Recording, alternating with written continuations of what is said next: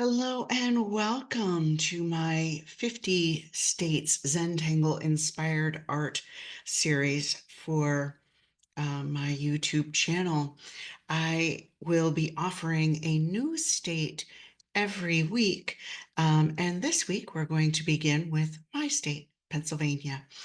So here are your tools. You've also seen the list that was offered in the beginning of the video. So I'm just going to push those off to the side and we'll go right on into the process. So we're going to go ahead and just start measuring our tile out in order to create our quilt. So when I did the large scale quilt, we used different size tiles. We pieced them together. We're just going to be using this one 3.5-inch tile, and we're going to be putting our pieces together basically just by measuring with the ruler. So we're going to measure a frame around the whole edge using our 3/16 inch marking on our ruler, connecting those together, and then creating that frame, which is going to hold, of course, all of our beautiful block details inside of that frame. And this is what's going to allow us to inevitably piece those blocks together to create one large quilt, right? So ever so slightly, just adding that frame around. You don't want to make those lines too pronounced because we will not be erasing them, right? So just creating this frame.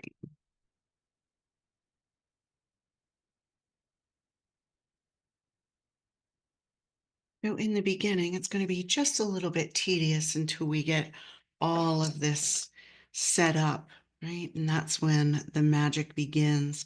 So I'm going to find the center of my tile. So 3 inches, 3 1/8 inches results in 1.5 plus one line. Um, I'm not very good with math or a ruler, but you'll get the picture. 1.5 plus one line. And that's where we're going to add that plus sign so that we know that that is the center of our tile. And now that we know the center, we're going to extend those lines from that plus sign and draw a line from side to side to divide this inner section into quarters.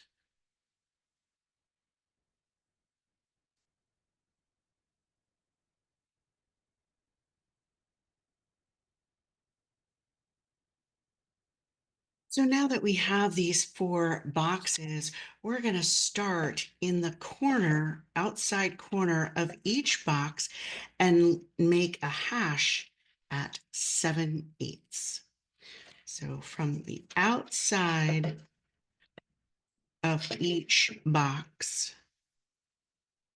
making a little hash right on the line, a little dot at 7/8. So you're going to do that on all 4 sides of each, or 2 sides of each block. So the outer edge of each block is going to have a mark or a hash at 7/8.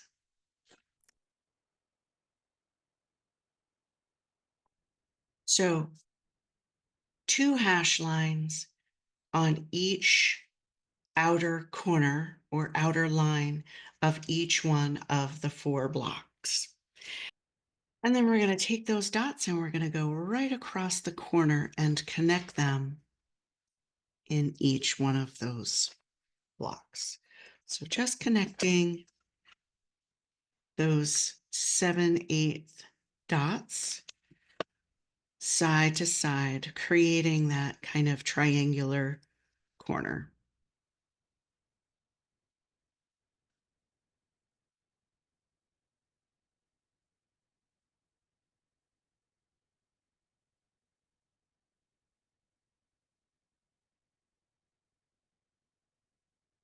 So once we have all of those corners connected, we're then going to take that same dot and we're going to go right up to that center.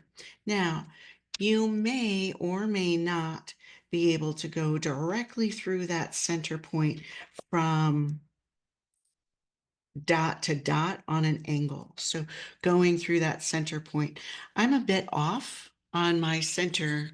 You see, I don't go directly through, so I'm going to do them one at a time, just to make sure that I'm always hitting that center mark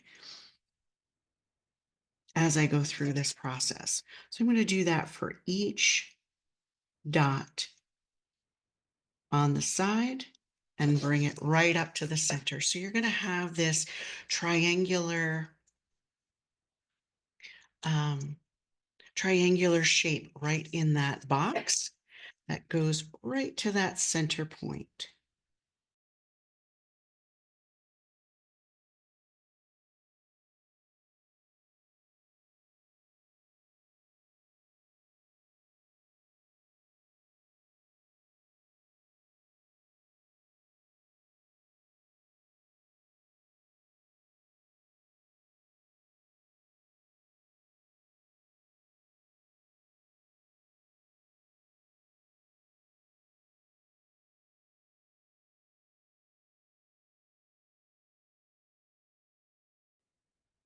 Okay, so now we have almost this pinwheel type expression. And now we're going to go right from that triangular edge or that point of that triangle. And I'm going to measure 5/8 towards the corner. So 5/8 from that point on the line, I'm just going to add another dot. 5/8.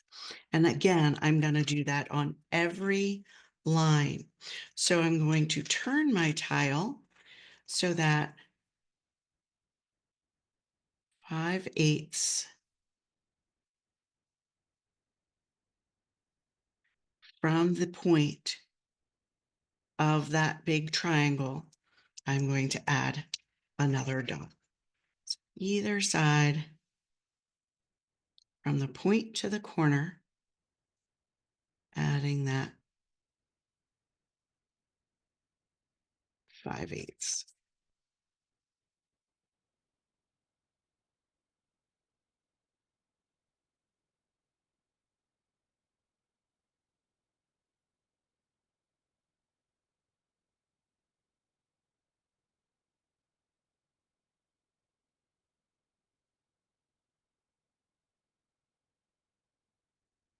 And now that I have those tiny little dots in each corner, I'm going to do the same thing. I'm going to connect them side to side.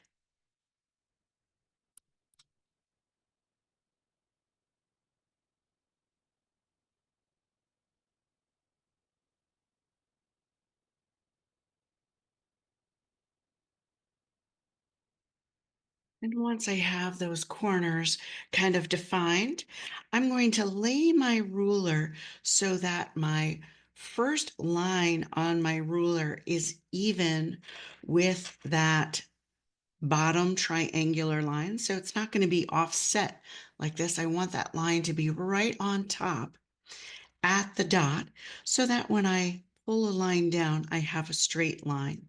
So I'm going to connect these dots to the bottom of the big triangle, making sure that my line is straight by putting that first line on my ruler in line with the bottom of that big triangle. You should now be seeing something form out of this shape, right? Maybe a tree is coming to life as you're adding these lines down into that corner, right? So Pennsylvania is known for its forestry, its pine trees. So interestingly enough, these are called state quilts, but seemingly it's not a universal image or um, pattern is what I'm looking for. It's not a universal pattern. So for this design, I went with the puzzle design instead of the book design. So we're going the pine tree route. All right. So just a little bit more measuring. We're going to go to that center dot and we're going to line up our ruler and put a little hash at a 1/2 inch on those original quarter lines, adding a 1/2 inch line or hash on each one of those quarter lines.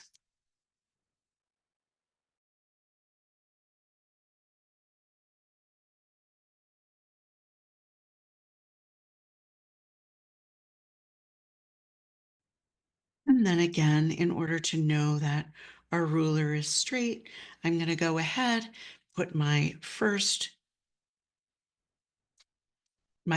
line over my ruler right over top of my frame line, and I'm going to use this to create a go behind box in the center. So lining that first line of my ruler up so that I know that the line that I'm about to draw using my go behind is straight, right on that hash line at a 1/2 inch that we just added. This is what you should have as we complete the piecing of our block. Yeah. So we're going to change this up a little bit in that typically right now we would go to our pen and we would start our tangling and start preparing our fabric for our block. But we're going to do this a bit different in that we're going to go right to our color.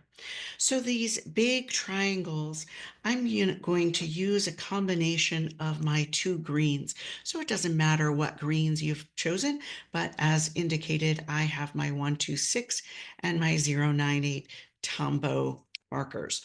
So I'm going to also use my blender for this. I'm not going to go directly to my paper with my marker. And I'm going to create a palette of both colors right here onto my disposable palette. It's just a dollar store palette. And I'm going to grab my light color first. So I'm going to fill up that blender. And inside of these big triangular spaces, which we're now calling trees, I'm going to go ahead and just start adding my color. And again, I'm going to just start with a layer of that lighter color first. You can automatically begin blending, or you can choose to do layers and using more of a circular motion, trying to kind of blend this out as I go. And I'm okay with the variations of color, right? It's more of a color wash as we're using this blender process. It gives us a bit more texture and it's not so saturated. If you like that saturated look, as long as you can see your ink over top of the color you lay, by all means, go ahead and just start adding color. So once I have that palette all laid down, I'm just going to go ahead and while it's wet, just offer a bit more of that deeper color throughout. Again, that circular motion, kind of just allowing the layering to happen however it does. I'm not trying to control how that comes together, but just by offering that second layer, right, we see even more texture. So I'm going to go back to my light green, and as your palette dries up or evaporates on these slip surfaces, you can just go ahead and, of course, add some more color down so that you can grab some more of that color, yeah? And we're just filling those trees in. Again, I'm just laying lighter color down as my base, kind of haphazardly. I'm not being real particular about how this falls into that space. And once I have that done, again, going in and adding just a little bit more depth and texture with that darker green.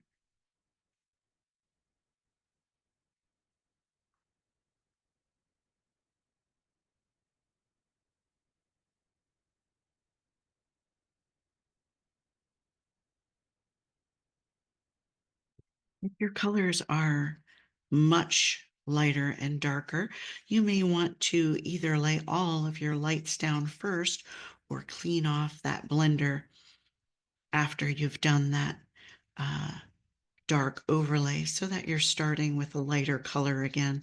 Mine are pretty similar, so I'm not too worried about having my base be overshadowed here. Again, just wetting your palette, activating your palette a bit more as it kind of dries out.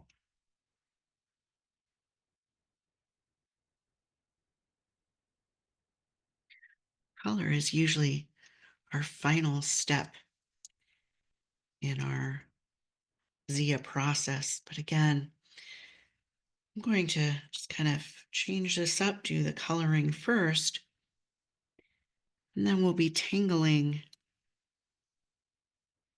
in our light gray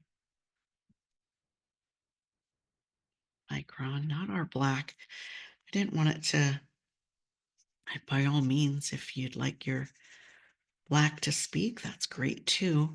I just wanted my print to be a bit more subtle, kind of blend more into the material and offer just a kind of subtle pattern to my fabrics. But you could definitely even add your color in a fine liner of the color that you're using, right? So inspired by me, created by you. Always allow your creativity to speak above what you're being requested to do by any instructor. So this center box and these rectangles, I'm going to go ahead and put my green markers down now, and I'm going to go to my brown. Again, I just have two different shades of brown, 947 and 977. One is a bit ruddier than the other, but you can use chocolate and whatever you want to use in your palette is exactly what you should be doing right about now. And I'm just going to go ahead and once again just offer my palette right down onto, or my color right down onto my palette so that I can pick it up with my blender. And make sure that your blender is clean, your green is off. And I'm going to go into that center box, that go behind box, and offer that brown right into that center. Be careful that you're not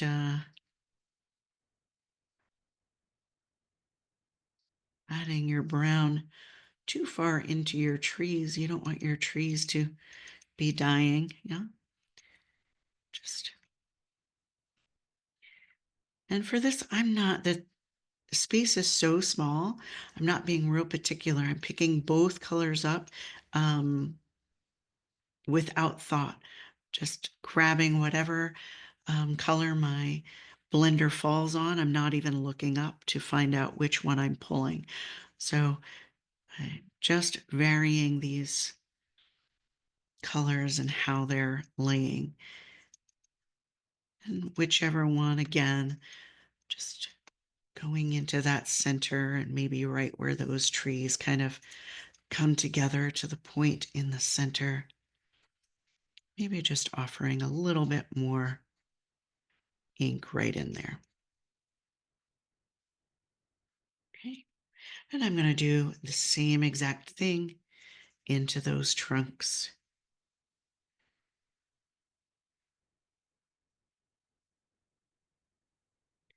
Kind of blending the trunks together right on my palette.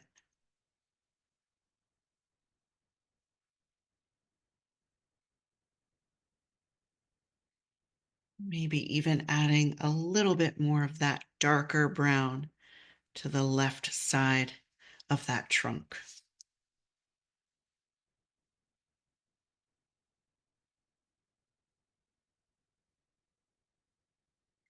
Have fun with it, right? There's no right or wrong. We're just laying that background fabric color so that, I mean, you could be doing, oranges and blues, whatever speaks to you is exactly what you should be doing.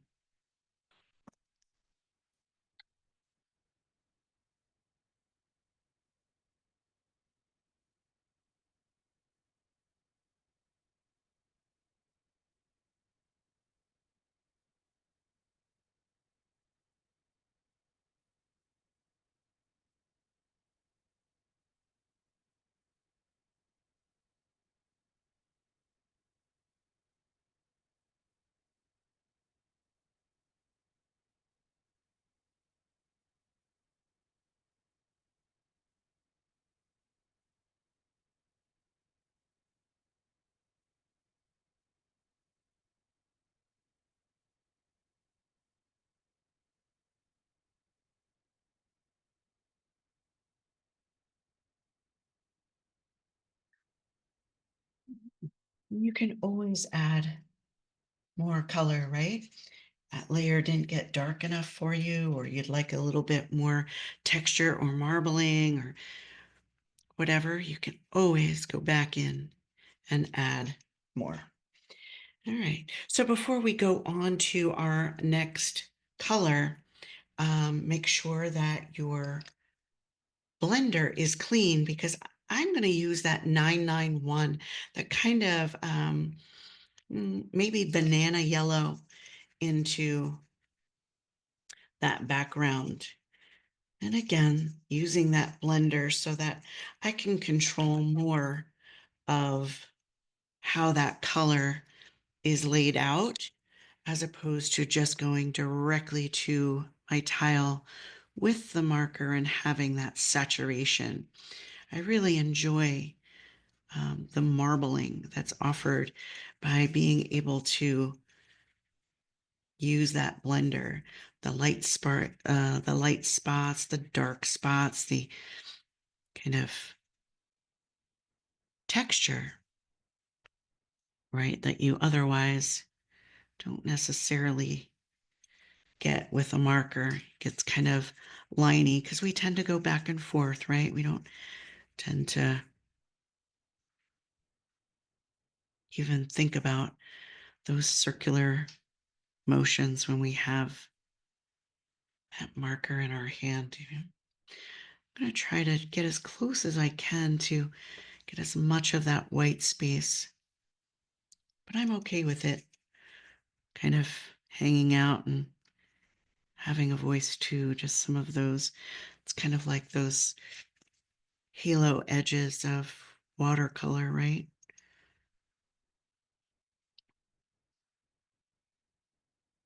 Which could in fact be quite taboo to some, but I'm It admittedly may be a fan.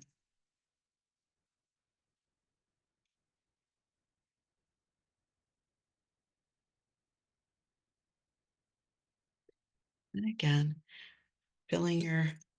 loading your palette back up as your ink begins to dry or evaporate.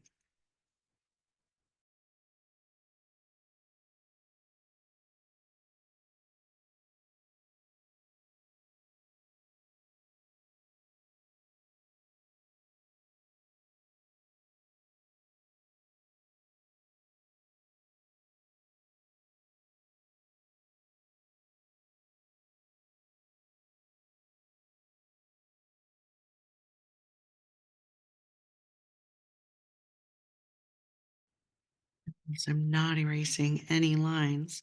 That's why I said make sure that you're just offering the slightest hint of a division line when we created that background. But in true Zentangle fashion, all of that will melt to the background as we begin adding the tangles and details of these fabrics. So don't panic about those lines that you may still be seeing. They'll be softening down as our tangles create our fabric.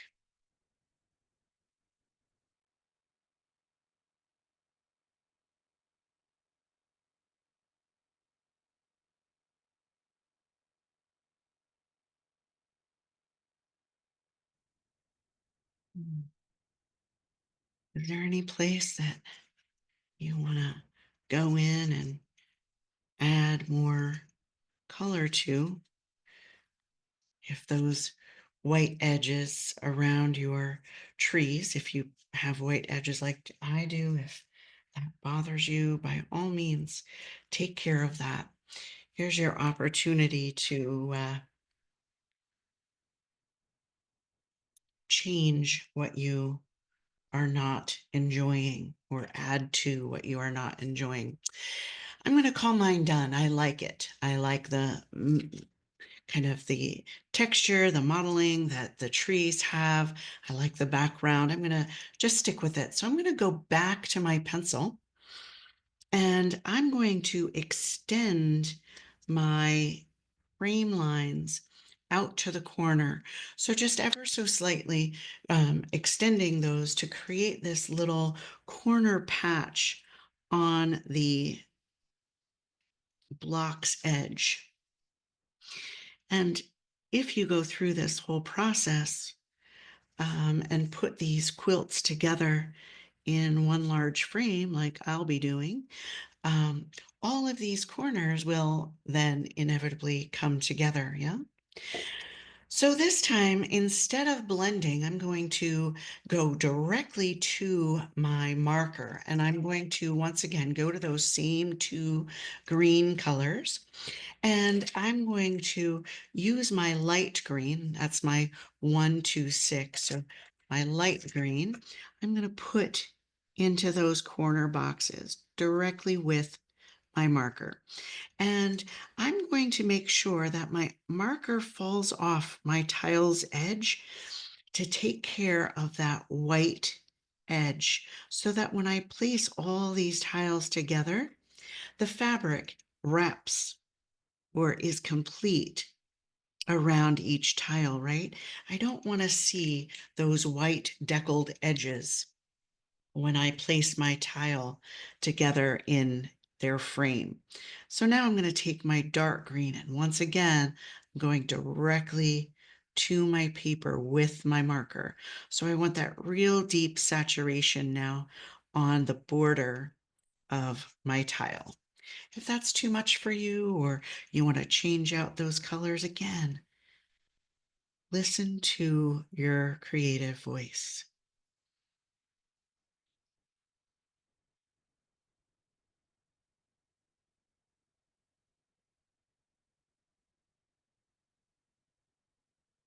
As I go through these quilts, um, each state is going to have some kind of marrying color, so that as we piece them together, they work. They kind of mingle in the same piece throughout, having some commonality to tie all of them together. It's been so fun creating these tiles. All right. So we're all colored up, and now we're going to start to add some character and um, visual beauty to this quilt. Yeah. So Pennsylvania is known for a couple of things. One, maybe my favorite, is the Hershey Kiss. So we're going to try to introduce a little Hershey Kiss tangle into these trees. So forestry being really well known in Pennsylvania, and let's go with the Hershey Kiss.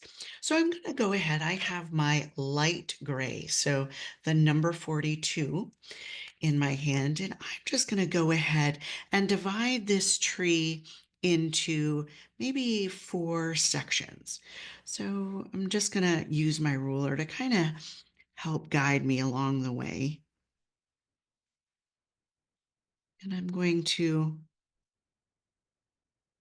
not going to measure, I'm really just dividing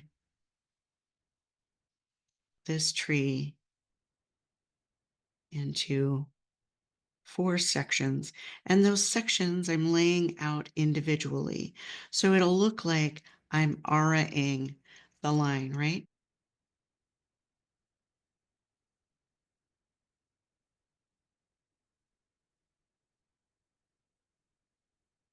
So I have 1, 2, 3, 4 sections in the tree. And by doing this, in essence, I'm adding an aura.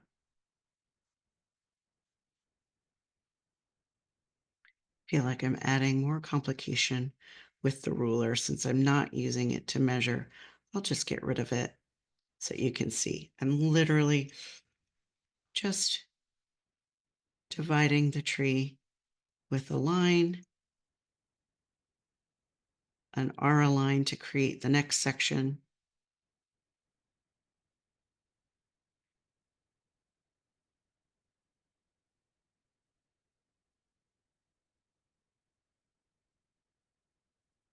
They do not have to be equal. It'll all work out.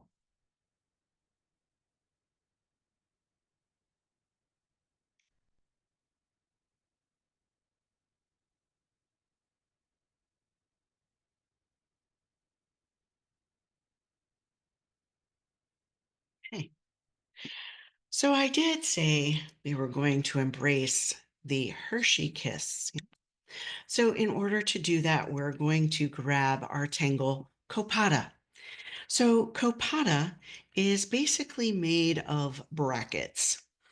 So I'm going to look at this bottom section of my tree as being able to fit 2 brackets into the mix. So I'm going to start right on the left edge line of that tree. So the left edge line of that tree, I'm going to redefine, arch up to create this elongated S stroke, come down on that peak and land on the other side. So it's an S stroke coming up to the top, elongated S stroke, mirroring and coming back to the bottom. And I'm going to do that again, landing on the right side of the tree. And I'm going to do that all the way up. So I'm going to use the left side of the tree as my kickoff or my redefine, pull off, come to that peak, down, and land in the center-ish of the row below. You see those Hershey Kisses?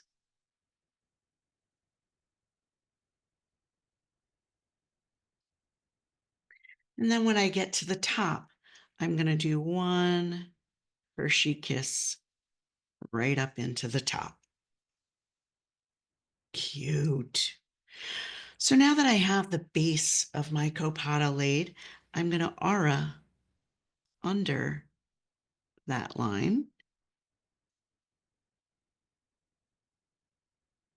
in each one of those rows. So just auraing that base Hershey kiss structure.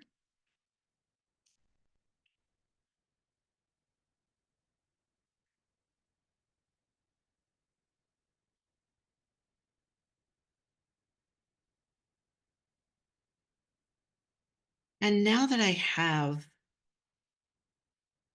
the aura underneath each one of those copata caps, just because it's easier for me, I'm going to turn my tile around and you'll notice that you have more Hershey kisses by default of that mirror on the other side.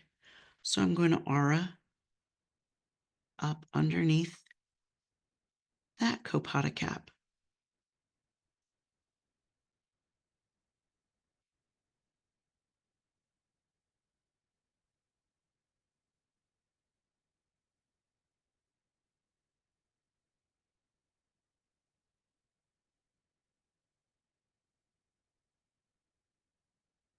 Now when you get to the peak, I'm just going to add an aura on either side of that peak. So there's our Hershey Kiss trees. So I'm going to do that in each tree.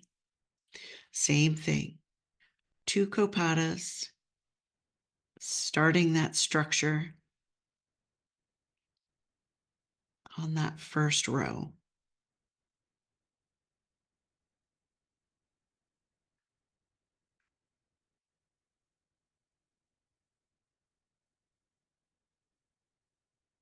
Following that same process all the way to the tip when you just add one single copata cap into the peak. We're then going to go ahead and aura underneath each one of those structured copata caps, which sure do look like Hershey kisses.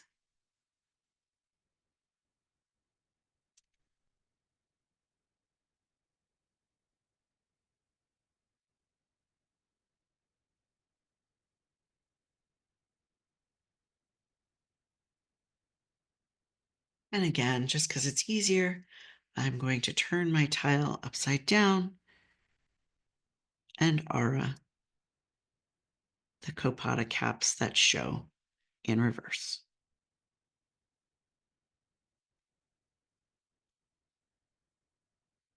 Enjoy the repetition of this process. Don't forget to breathe. Drop those shoulders down away from your ears. And meet me back when you're done.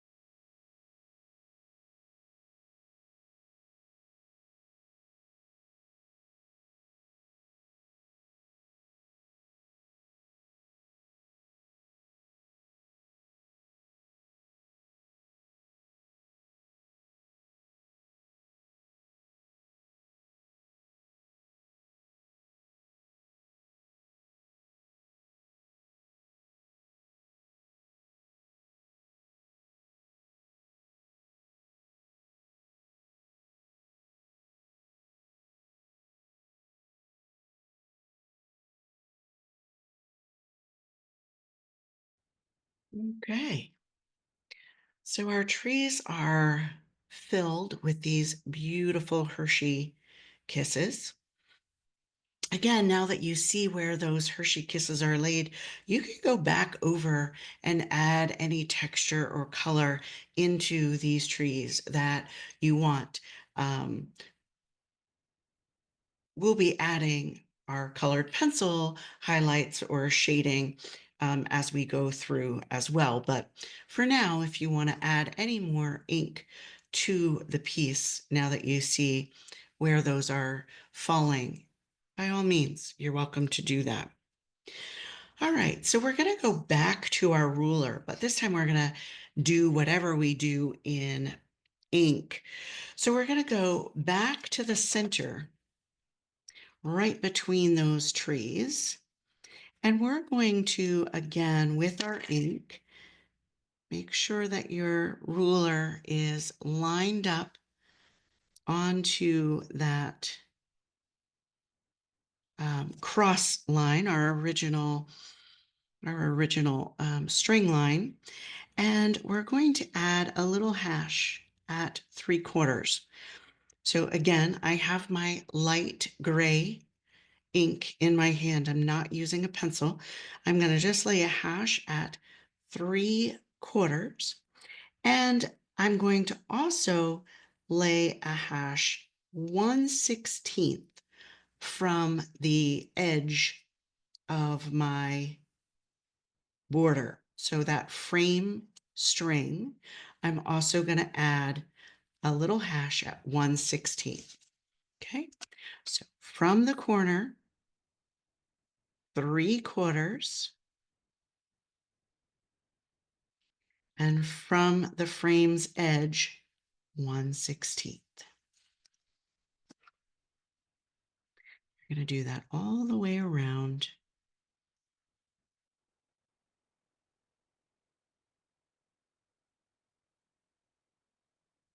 And then once you have those hash marks, you're going to once again go ahead with your ink and create another frame.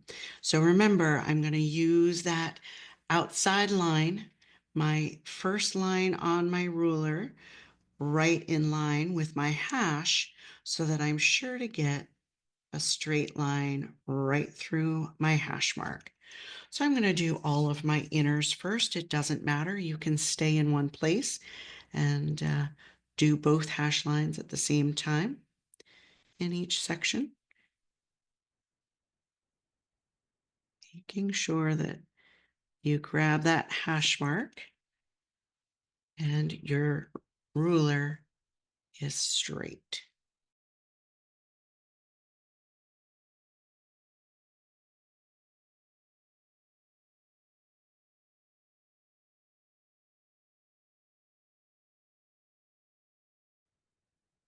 And I'm going to do the same thing to that outside frame line as well. And this time I have space where I'm going to use my go behind so that I go behind the tree. So make sure you don't go through your tree. Use your go behind, pick up your pen, and add to either side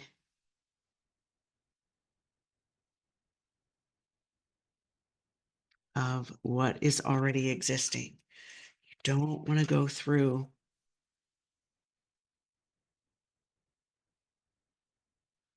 Don't want to go through your trees. So just keep telling yourself, use your go behind, because sometimes we get so um, caught up in the straight line that we forget to look forward, right? Just be mindful of all of the obstacles that you've already laid. Only going on those background sections.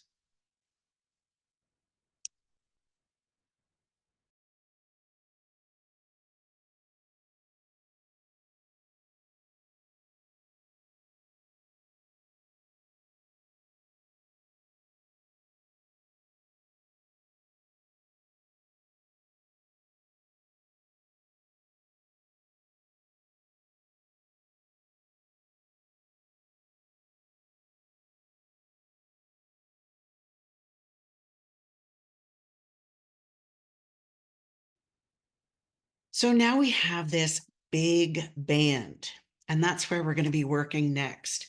So this big band is going to get the Tangle Keystone because Pennsylvania is the Keystone State. How perfect was that? So we're going to start right on that divider line, which is where our hash line is, and we're going to add lines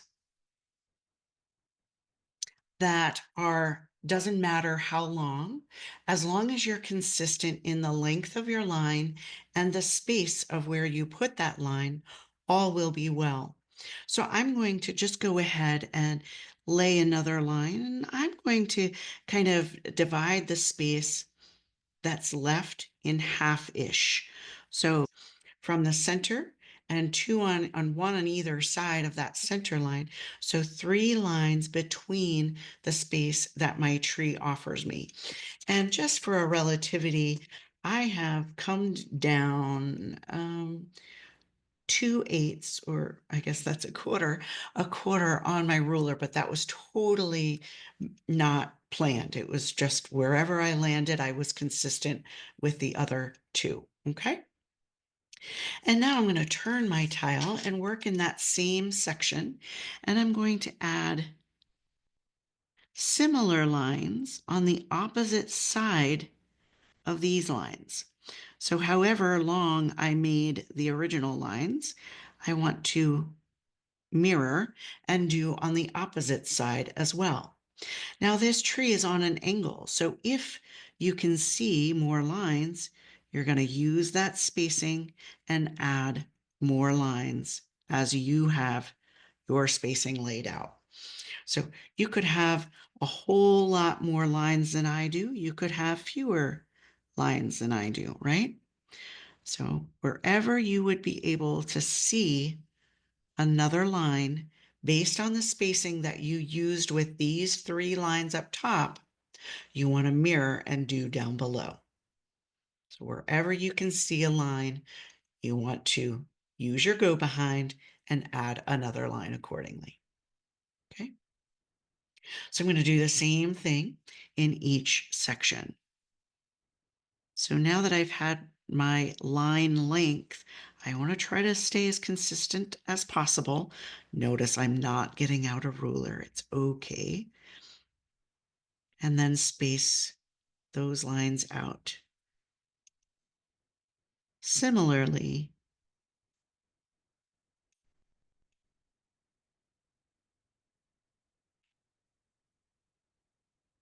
down below.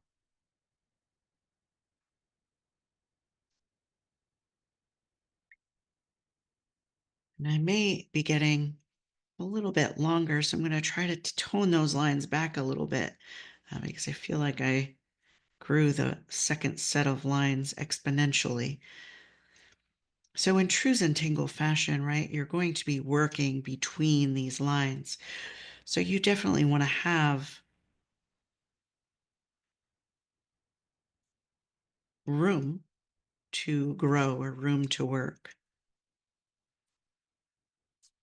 as you create this pattern of lines.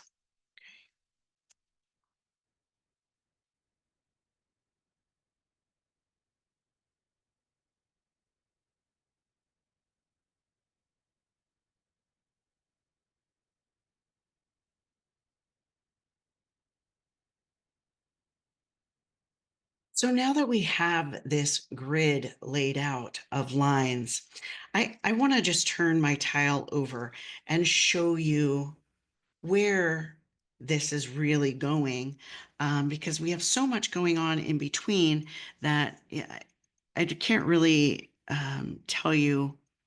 It's going to be easier to show you than to tell you with so many go behinds.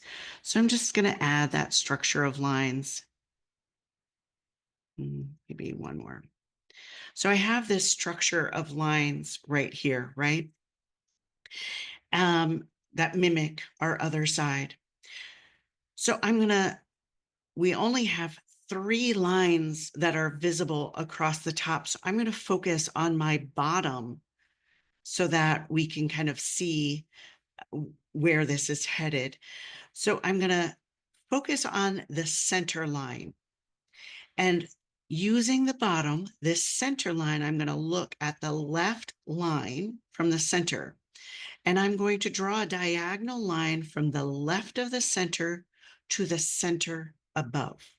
So I'm just going to draw a diagonal line from the left of the center to diagonal to the center above.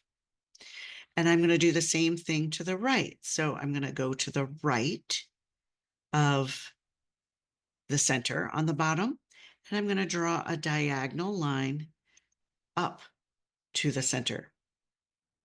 So now I'm going to flip-flop. I have a center space that's unused right here. So now I'm going to look at these three, and I'm going to reverse it. So here's my new center, these three lines, my new center. Off to the left, I'm going to draw a diagonal down to the bottom center. The line to the right of the center, same thing. Draw a diagonal down to the center. So next, we're going to go to the other side of this, and we know which direction we have to go based on the base at the bottom. So wherever that slant is, wherever that connector is the direction where we're heading for those threes, okay? So we know that our threes are pulling from the top over here, right? So I'm going to go here's my center. I'm going to go diagonal from the right down below.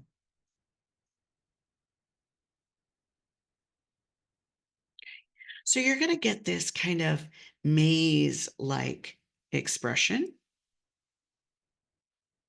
auraing and following the connection of these lines, right?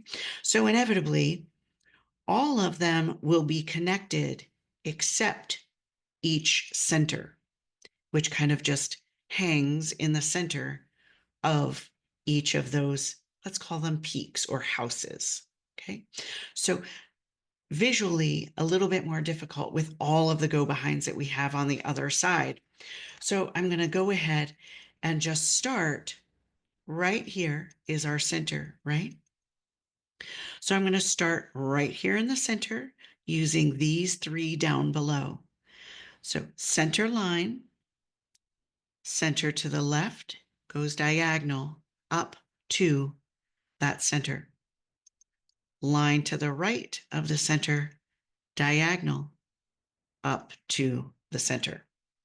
So we know now, based on what I showed you on the other side, that somewhere behind here is our center, and we're going to come to this line right here to connect. So once we have that first one defined, we're just going to aura, because that's all we're going to be able to see in this space. Okay, so as mentioned, I pulled these lines a little bit longer than I had probably wanted to in my original line setup, but it's all good. Just connecting to that center, auraing off to the side, whatever you can see using your go behind. Oops, I forgot these sidelines over here.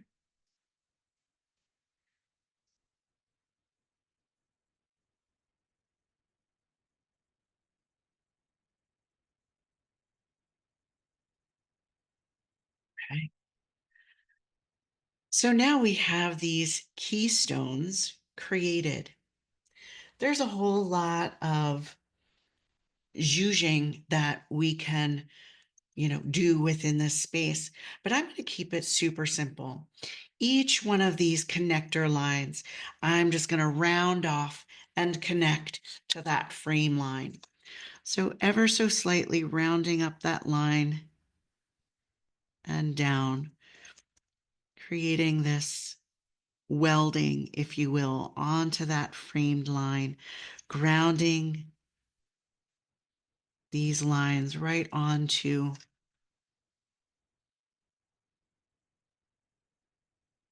that border line. Okay, so I'm going to go all the way around, working my way all the way around, connecting them on the outside. And I'm going to do exactly the same thing, connecting them to that inner frame as well. This rounding can be as big and dramatic or as slight of an enhancement as you see it becoming, yeah? Ever so slightly. You see the difference? Every now and again, when you ask yourself, why are we doing what we're doing? Change your perspective and see that simple little process of adding that enhancement to each line, how it changes the vision, gives it a bit more of a voice, one, and also just makes it look like it belongs. It's grounded into the space. It's not just floating in the space. These subtle little things that add so much impact into our art. That's why they're called enhancements.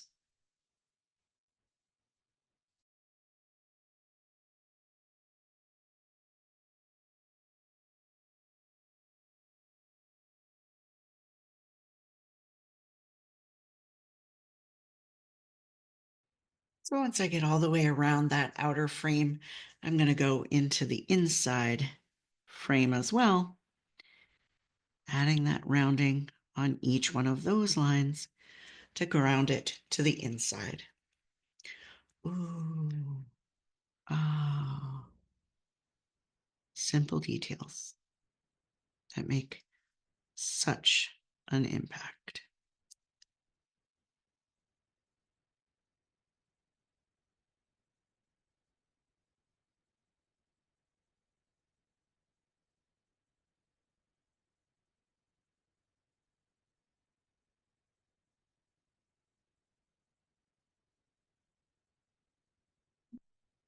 So there's our keystone. So now that we have that keystone defined, we have our Hershey Kisses. So now that we have that keystone defined, we have a couple blank spaces with no detail to define them. So what I did to the tree trunks is I just added, I'm going to call it a maze, but it's probably more along the line of quabogs or more along the lines of just squiggly lines. So a maze would typically kind of wrap upon itself and kind of create a bit more of a um, squiggle or unstructured space. So I'm just going to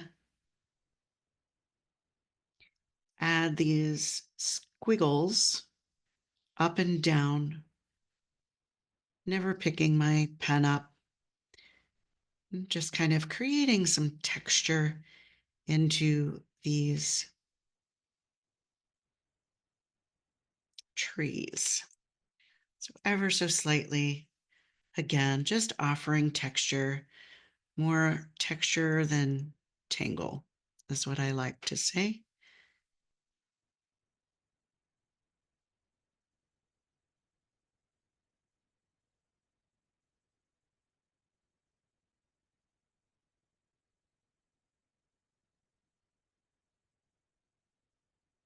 And just by adding that texture into the tree trunk, it also adds some depth right into that space as well, right?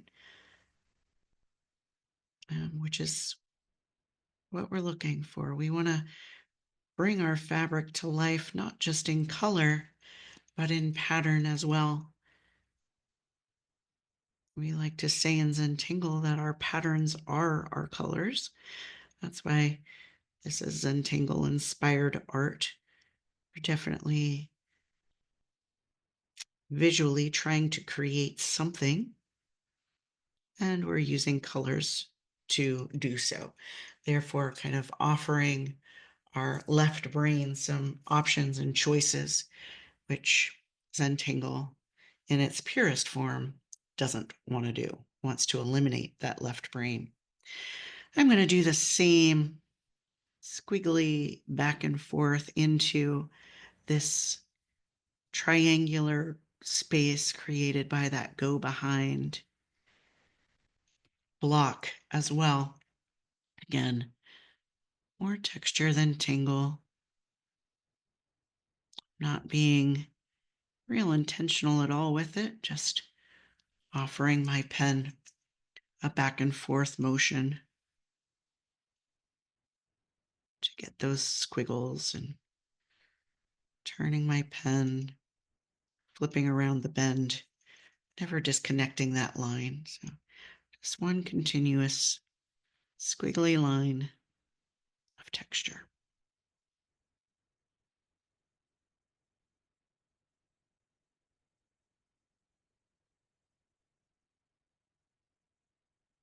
Right. So we have our Hershey Kisses, our Keystone, and just a bit of texture on our forest for Pennsylvania. Now, we could call this done, but then there's no quilting involved. Therefore, doesn't qualify for one of the 50 state quilts. So that's where our dark micron comes into place. So we're going to stitch, hand stitch all the way around each one of these elements to begin creating that quilt appearance. So we want to stitch right over top of our fabric. When you're quilting with a needle and thread, you don't avoid the pattern of the fabric, right? You go right over top of it. So we're going to be stitching right over top of all of our tangling. And we're also going to be stitching slowly and deliberately. So we want these short staccato little lines. We're sewing with our pen right up alongside each one of those individual elements. Again, I'm using my dark gray micron now. And the more slowly and deliberately you stitch these pieces together, the more realistic-ish it will become. When women are sitting around the frame of their quilt with a thimble on one finger and needle and thread in another, you will never see a tail come up on that thread. So when I say deliberately and intentionally, what we're trying to avoid is this, I'm going to do it right now, real fast stitching where our pen kind of flicks and we get those little tails that pop up on the end of our thread. Right? So we're just offering intentional slow motions, no different than when we use our ink in drama, coloring with an O1. Yeah. Slow, deliberate, intentional gets you those crisp, clean lines. Well, in paper quilting with a pen and ink, the same thing applies. Slow, deliberate, intentional.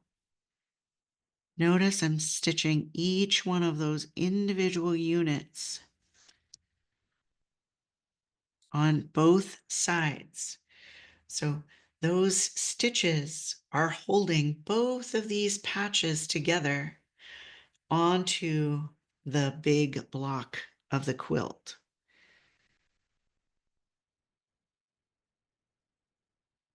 So blocks are then pieced together.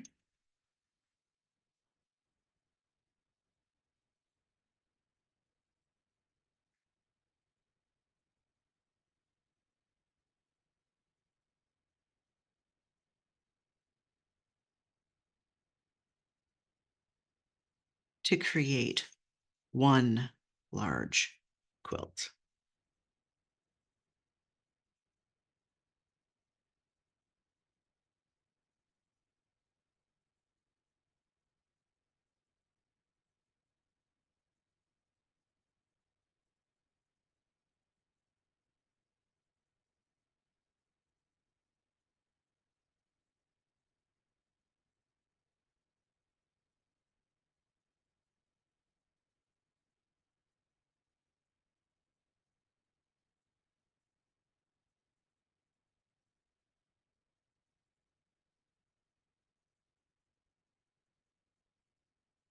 Again, when you want to see the magic, change that perspective. See where you've been versus where you've not been, and how we can now see this quilt come to life versus just an everyday tile that we used color and tangles with, right? So we're hand stitching with pen each one of these elements that we've created using a ruler instead of pieces of fabric, but we've created our unique, different pieces of fabric for this quilt, being mindful of what, in this case, Pennsylvania represents, and finding tangles that can relate. How can we make a Hershey kiss with an official tangle? Well, copata, of course.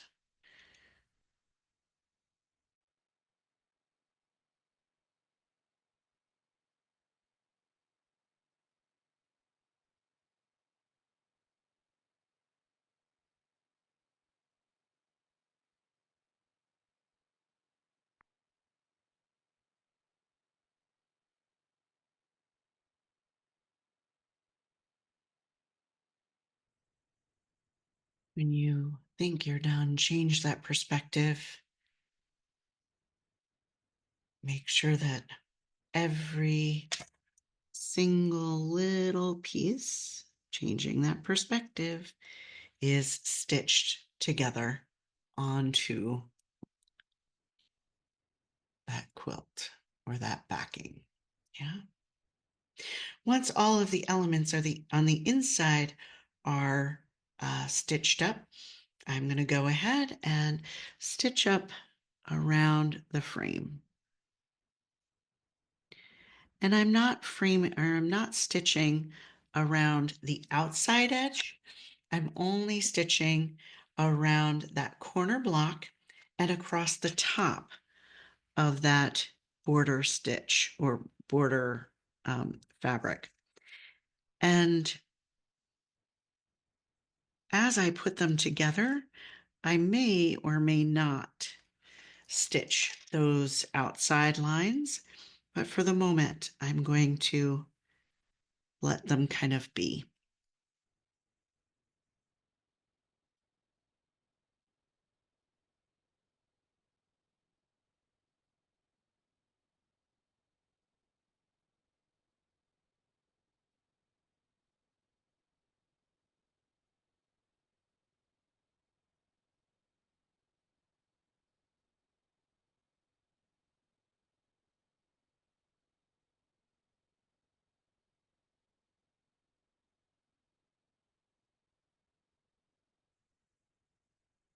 All right.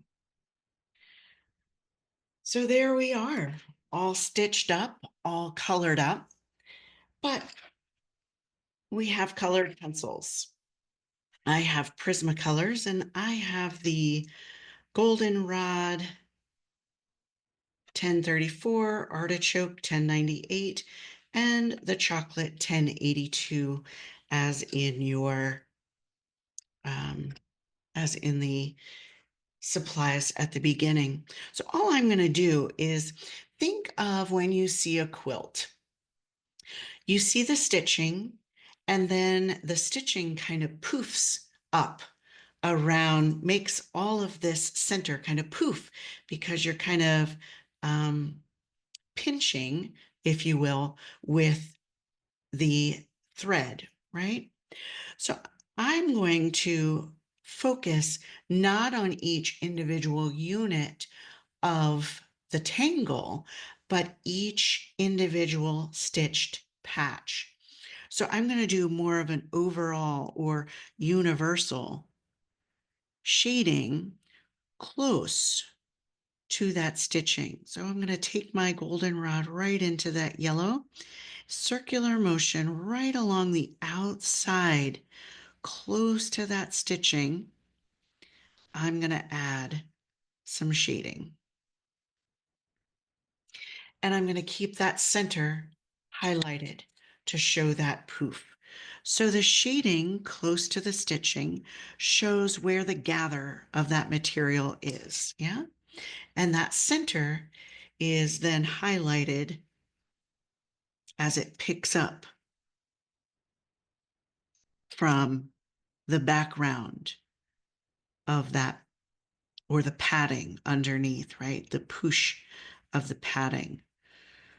So right now, shading that gathering, that puckering of the thread, and keeping that center natural, however it was laid with my blender, right? So you can still see that texture. You can still see that blending happening.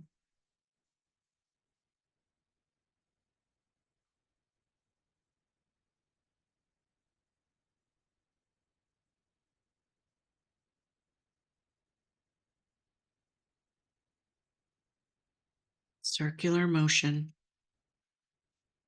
so that you can easily kind of taper this off. I'm not using a lot of pressure, just enough to get the hint of that shadow.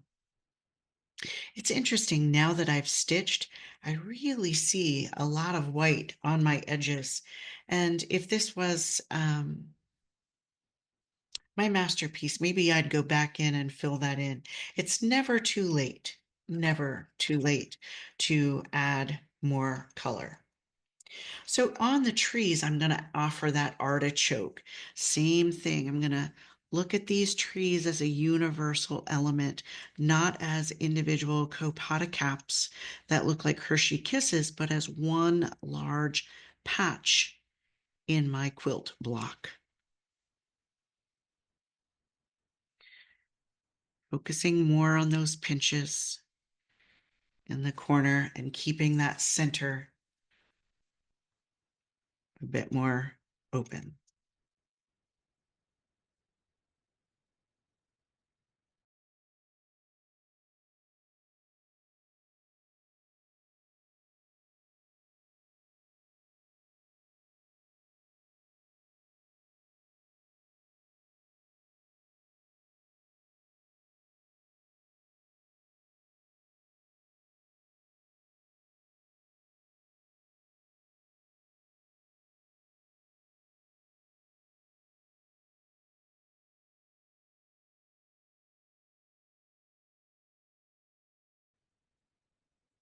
And then with that chocolate, I'm going to go into the browns.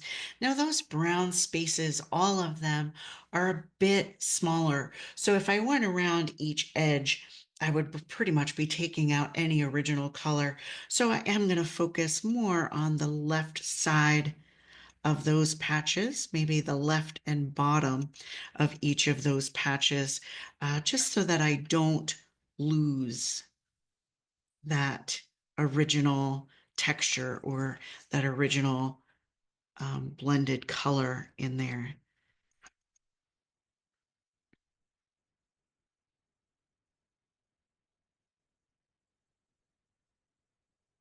And again, in that center, I'm going to go right back to the pinch, right back to the top of those triangular shapes. And again, not going around all of the stitching like I've been for the larger sections. So there we are. Pennsylvania's State Quilt as seen in the Cobble Hill Puzzles 50 State Quilt Blocks. Thank you so much for joining me on this crazy journey that I'm on. So blessed to have you here. Enjoy the process. Hopefully, you'll see me on some other states as well. If not, please share, leave a comment. Let me know you enjoyed it. Have a great one. Take care.